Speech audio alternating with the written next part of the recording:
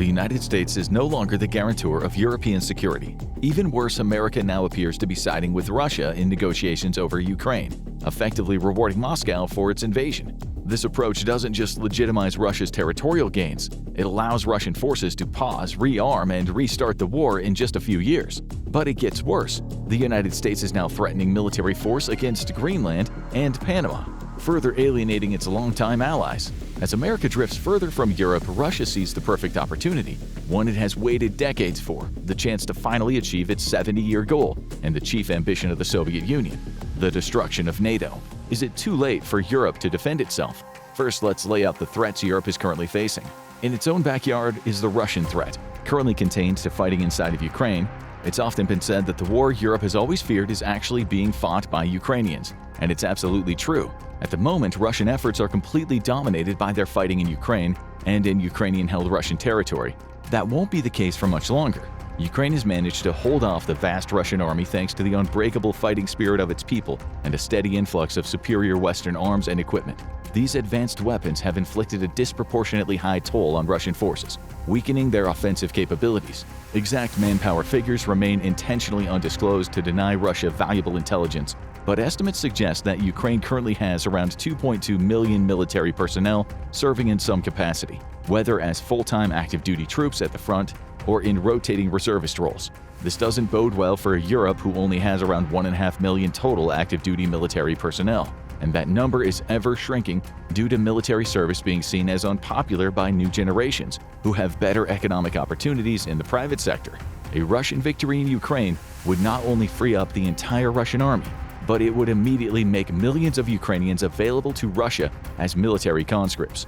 This would bolster the size of Russia's military to overwhelming levels. Already, Russia's forcing 18-year-olds in occupied territories to enlist in the Russian military and fight against their own countrymen under the threat of execution. This is why it's become so critical for Europe to ensure Ukraine comes out on top in any peace negotiations, and that Russia isn't rewarded for launching the war. For Europe, a Ukrainian settlement isn't just diplomacy, it's a matter of national security for the entire continent. It's increasingly likely that Russia will be allowed to keep control over the territories it has occupied. Even more concerning, the White House may pressure Ukraine to surrender additional land, even in regions where Russia doesn't have full control. For example, despite Russia only controlling 60% of the Donetsk Oblast, Ukraine may have to cede the remaining 40% to Russia. This will give Russia control over a third of Ukraine, allowing it to position forces across strategically important corridors for a future invasion. As part of a negotiated deal, all signs indicate the U.S. will support Russian demands to drastically weaken Ukraine's military. This would leave Ukraine with only a fraction of its current strength, rendering it incapable of resisting a future Russian attack. The positioning part of European concerns further extends into the Baltics. With Ukrainian forces weakened, Russia would be free to reposition its combat power, shifting troops and resources back to its borders within the Baltic states. The three states of Latvia, Estonia, and Lithuania have always been vulnerable to a Russian attack, separated from the rest of NATO and difficult to reinforce. Meanwhile, Russia has made it no secret that it's planned for an invasion of the Baltics in order to split the NATO alliance. Since 2012, one of NATO's chief concerns was that Russia would launch a fait accompli attack on the Baltics. It would force the rest of NATO to commit to a possible nuclear war over three nations it cannot defend at the start of hostilities. A failure by NATO to defend the Baltics would essentially lead to the collapse of the alliance, having been tested in fire and proven to be worthless. The Baltics would then fall prey to Russia, which would open up the Nordic countries to further Russian expansion. Poland then would also be on the Russian anvil, with extremely indefensible terrain due to its position on the European plain. And Russia isn't Europe's only threat, because now there's a new threat on the horizon: America. President Trump threatened the use of military force to seize Greenland, a sovereign territory of Denmark. He not only refused to back down on these threats, but he went on to state at his State of the Union address in early March 2025 that, quote, all options were on the table, but the US would have Greenland one way or another. In response to his remarks, France has mulled sending European troops to Greenland in order to deter American forces. This is despite needing manpower on the continent to continue deterring Russia in both Ukraine and the Baltics. Making matters worse is escalating tensions between the United States and Canada, whom President Trump has insisted numerous times should become America's 51st state. For Canada, the joke is worn extremely thin, and now the two nations are in the midst of a disastrous trade war.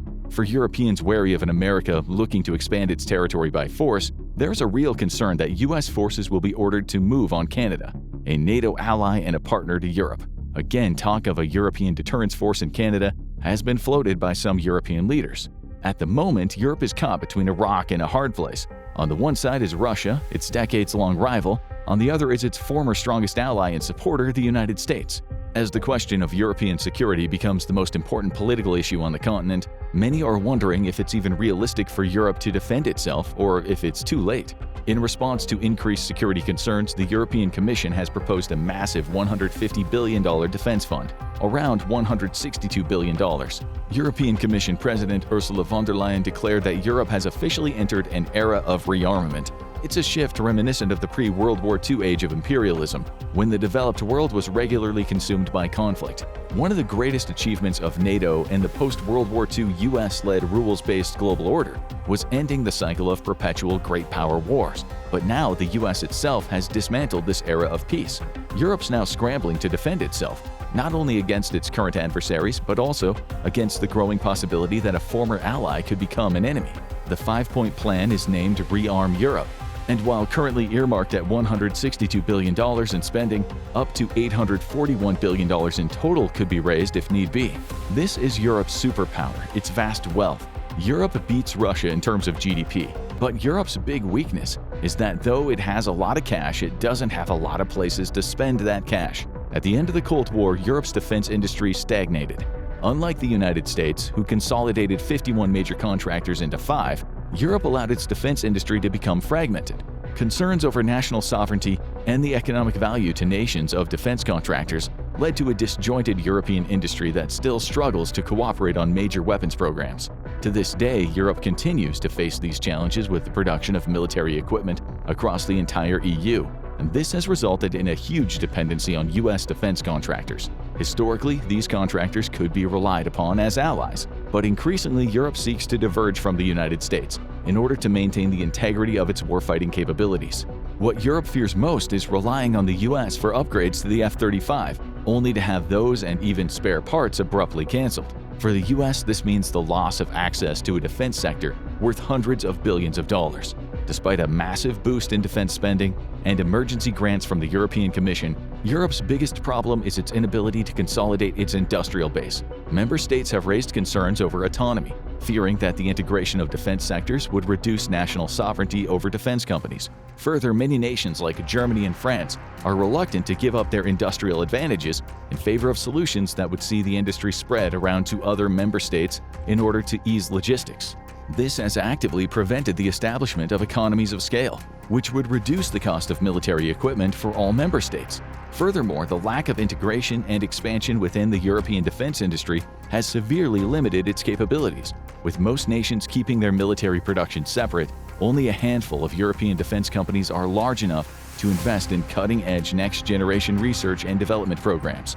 This limits Europe's ability to remain competitive against its competitors in the United States, China, and even Russia to an extent.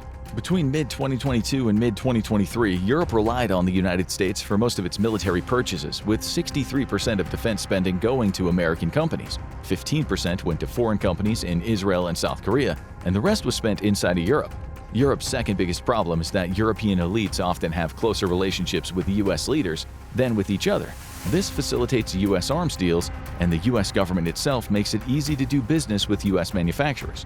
The American government handles most of the administrative work in an arms deal, easing the sale and transfer of weapons. Then there's the perceived quality advantage of US weapons. In some cases, like the F-35, this reputation is well-deserved. However, when it comes to air-to-air missiles or anti-tank weapons, Europe produces systems just as good, if not better. Yet, due to all the reasons we listed before, European buyers are unaware of this fact or simply find it easier to continue buying American arms. Things may be slowly changing, though. In 2023, Europe announced the European Defense Industry Reinforcement through Common Procurement Act. It was meant to strengthen the European defense industry and lower traditional barriers to cooperation via joint acquisition of weapons. A flagship of the agreement was the Mistral 3 air defense missile produced by French company MBDA. 9 European countries are involved in the joint purchase: France, Belgium, Cyprus, Estonia, Hungary, Romania, Spain, Slovenia, and Denmark.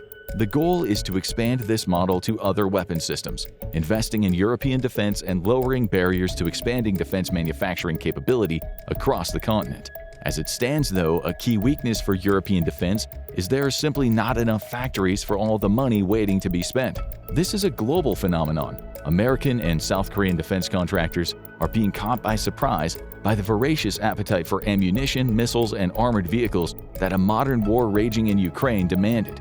As it stands, even U.S. firms have a backlog, sometimes years long, of key defense equipment such as Patriot air defense systems. Germany's Rheinmetall and other companies are looking to the civilian sector as a way of expanding production. As defense spending grows across the entire continent, these companies are looking to expand their own ability to produce equipment through already existing means.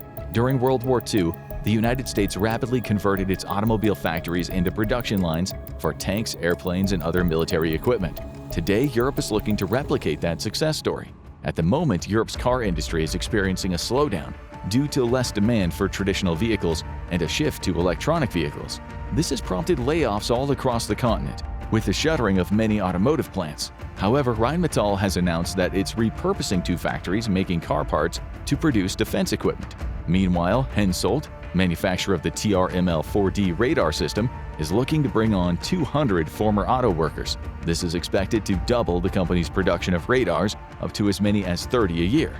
And then there's the nuclear option, the ultimate guarantor of European peace and the biggest shakeup in global geopolitics since World War II. Since the end of the Second World War and the start of the atomic age, the United States of America has extended a nuclear umbrella to all of Europe.